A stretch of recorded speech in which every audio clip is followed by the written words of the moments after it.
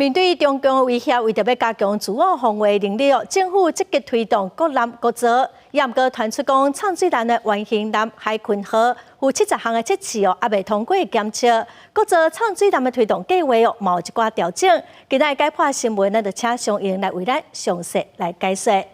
是主播。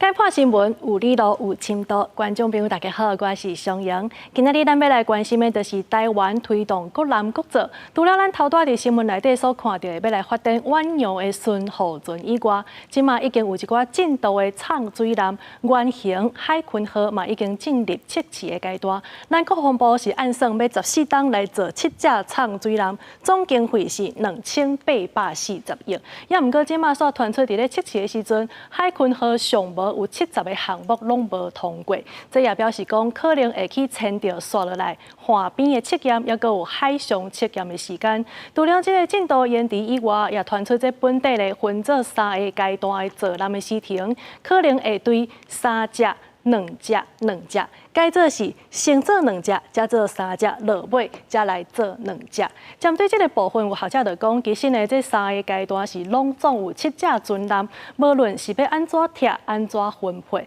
會一段比一段要閣較改良。因為這時程的部分，因為目前這國防部是攏無正面的回應，所以南洋的市卡心就來嗆聲講，這造艦變數要閣真濟，國防部若準是無交代好清楚，安尼就要來凍結預算。這個時陣，立營吳思瑤伊就跳出來講，其實呢，即馬這個測試也未結束，所以市卡心這款講法有影就是明顯有帶政治的立場，無討論就要做裁決，就是未議離決。這款做法實在是真唔對的代誌。所以咱看到這藍綠營的兩黨互相針對這個暢水艦是安尼一句來一句去。專家是來分析講，其實咱即馬國內軍事的裝備是當咧開錢，美國的軍售若準是提早交貨，安尼咱照理來講，嘛着緊甲錢提互人，安尼嘛可能是因為這款的應變，才會影響到咱國產武器的經費分配。以上就是今仔日的解破新聞，咱即馬甲現場交等候主播。